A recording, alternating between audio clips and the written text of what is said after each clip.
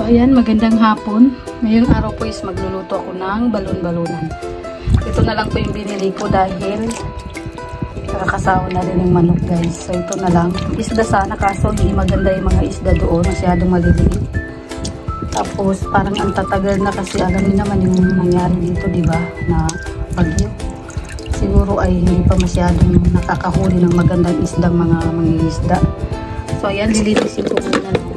Ito rin ng, kaya ito na lang po binili ko para dito yung aso namin is makakain na rin. Kasi kung bibili ako ng isda, madodoble rin, kailangan ko rin bumili ng ganito kasi nga masyado siyang maarte guys. Kasi galing po akong sentro, pumunta po ako sa Central Plaza para ano yung aming internet. So sabi medyo matatagalan at 1 week to 2 weeks yata daw aantabayan nila. Aantabayan namin bago nila maano. Pero hindi naman daw talaga as in na 2 weeks. Ano lang nila yung parang palugit nila yung ganun po. 2 weeks. So ayan, magluluto po tayo ng balon-balunan. Igadobo ko na lang pero magpapakuluan ko muna yung balon-balunan at papalitin ko na lang yung ganito kasi alam niyo naman medyo ano to, mahirap din siyang palambutin. So may atay na konti kaya kinuha ko na lang yung atay.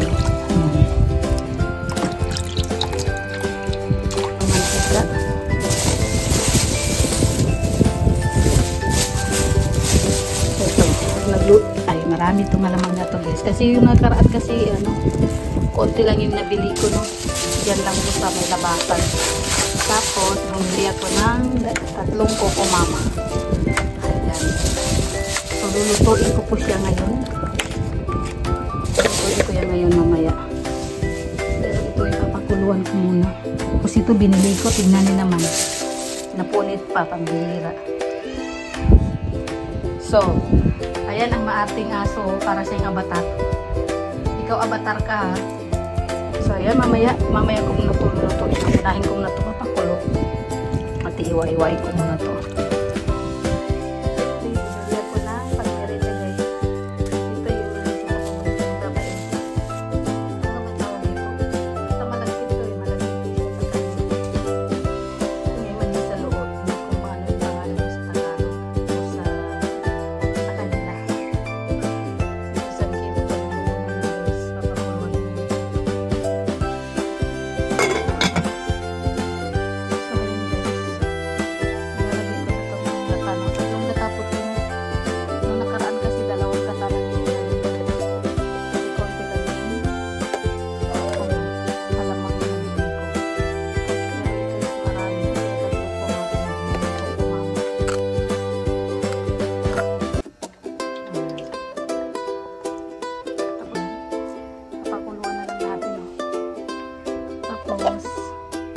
Ay, hindi pala papakuluan tawag ito.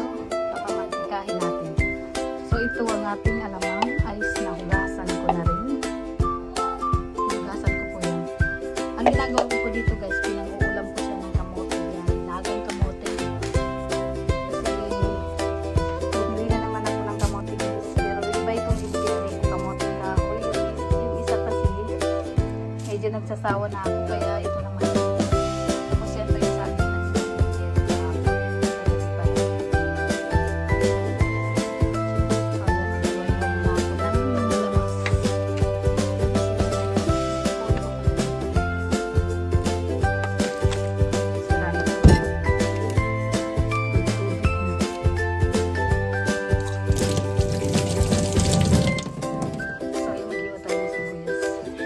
Matingin po ako ng sili dito kung meron.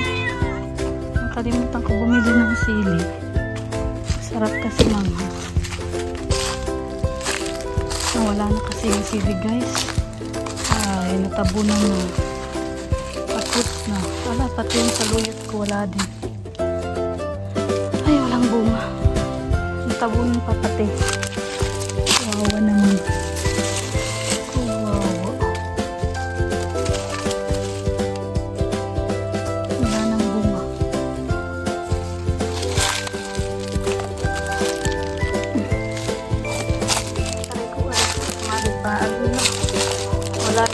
Tuluyan ng aking saluyot. Oh.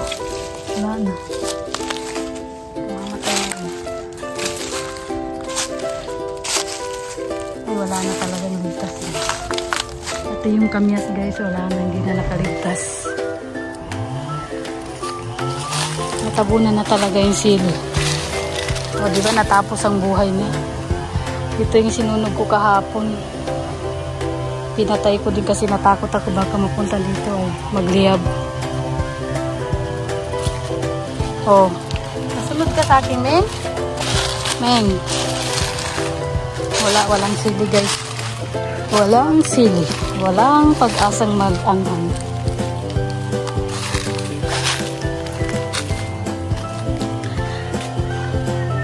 Lumambot na siguro ito.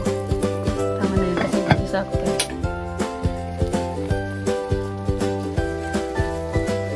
Ang laki ng kawali ko guys.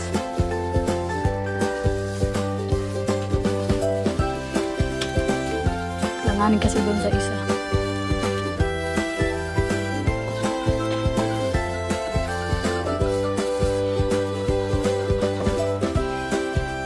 So ayan, nalagay ko na yung mga sibuyas na. Mga lamas niya. Lalagyan ko rin ng paminta to guys.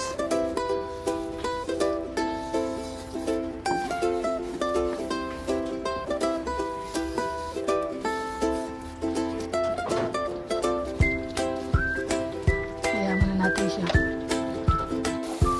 So yan, malapit na siya maglana. Alam niyo guys, yung lana nito, masarap din siyang pang sabaw sa kanin.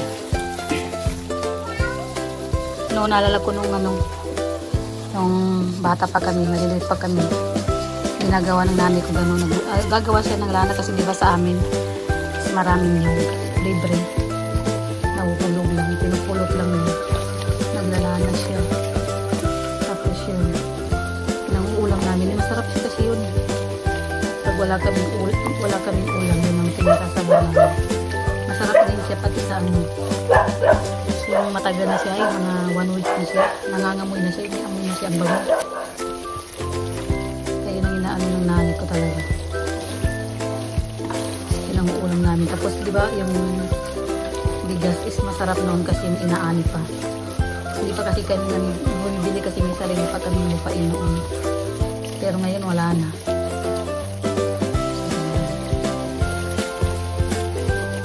Ay, talsik. So ayan, nilagay ko na yung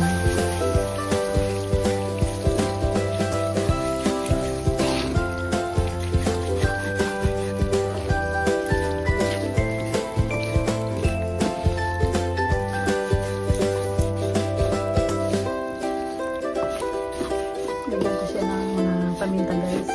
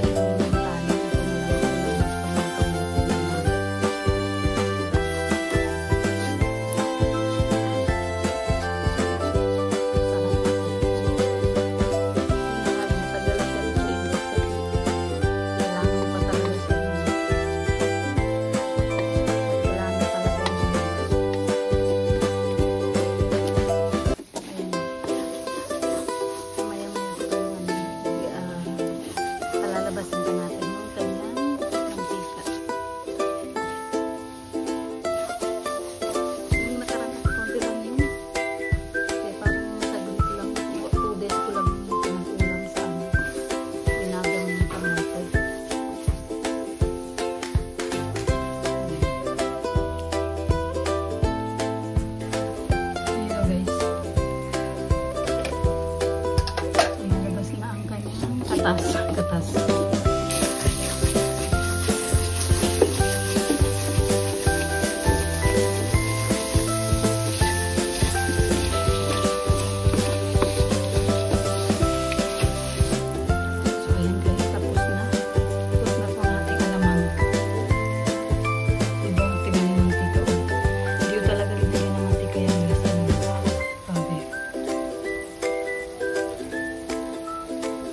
Thank you so much po.